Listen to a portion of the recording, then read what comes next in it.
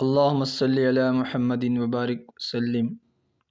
حضرت ابو موسیٰ اشعری رضی اللہ عنہ فرماتے ہیں، حضور اقدس صلی اللہ علیہ وسلم نے فرمایا، جہنمی لوگ جب جہنم میں اکٹھا ہو جائیں گے اور ان کے ساتھ کچھ قبلہ کو ماننے والے، اس سے مراد مسلمان بھی ہوں گے، مسلمان اور غیر مسلم دونوں جہنم میں اکٹھے ہوئے تو وہ کافر مسلمان سے کہیں گے، کیا تم لوگ مسلمان نہیں تھے؟ وہ مسلمان جواب دیں گے، کیوں نہیں، ہم تو مسلمان تھے۔ کفار کہیں گے، تمہارے اسلام کا تمہیں کیا فائدہ ہوا، تم بھی ہمارے ساتھ جہنم میں آ گئی۔ مسلمان جواب میں کہیں گے، ہمارے کچھ گناہ تھے جن کی وجہ سے ہم پکڑے گئے ہیں اور جہنم میں ڈال دیے گئے ہیں۔ مسلمانوں کے اس جواب کو اللہ جل شانہ سنیں گے اور اللہ جل شانہ انہی فرشتوں کو حکم فرمائیں گے، جہنم میں جتنے قبلہ کو ماننے والے یعنی مسلمان لوگ ہیں وہ سب اس سے نکال دیجیے،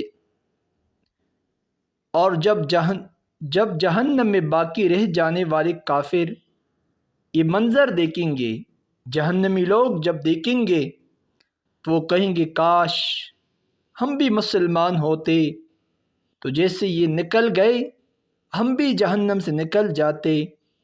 پھر حضور اقدس صلی اللہ علیہ وسلم نے اعوذ باللہ من الشیطان الرجیم پڑھ کر یہ آیت مبارکہ تلاوت فرمائے، الف لام را تلک آیات الکتاب وقرآن مبین ربما یود الذین کفروا لو کانوا مسلمین۔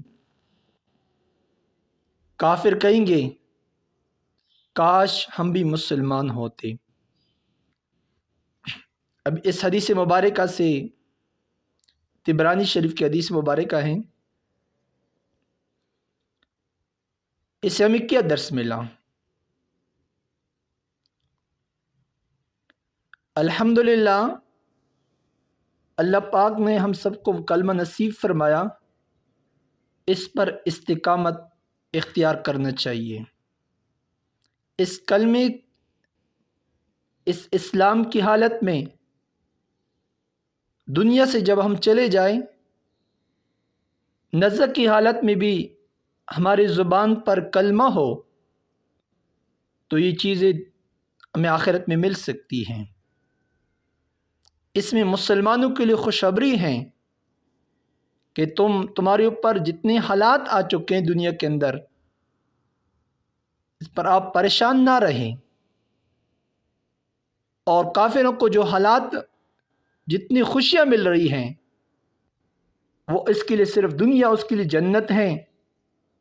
پیارے حبیب علیہ الصلوۃ والسلام کا فرمان مبارک ہے، الدنیا سجن المومن وجنت الکافر۔ دنیا کافروں کے لیے جنت ہیں اور مسلمانوں کے لیے قید خانہ ہیں۔ جب یہ کافر لوگ دنیا سے بغیر ایمان کے چلے جائیں گے تو وہاں ان کو 100% علم ہوگا کہ واقعی ہم دنیا میں جب رہے تھے وہ تو دنیا میں ہمیں جنت میں زندگی گزاری، اور یہ تو ہمیں بھی قید خانے میں آئے۔ قید خانے میں، جیل میں انسان کی خواہشات پوری نہیں ہو سکتی ہیں، تو لہٰذا مسلمان کی خواہشات جنت میں پوری ہوگی، اور یہ اعلیٰ ترین جگہ ہے۔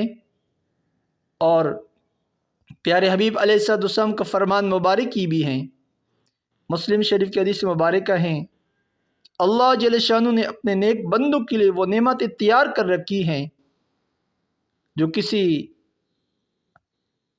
آنکھ نے دیکھی نہیں ہیں، کان نے اس کی صفات نہیں سنے ہیں، دل کے اندر اس کے خیالات بھی نہیں گزرے ہیں۔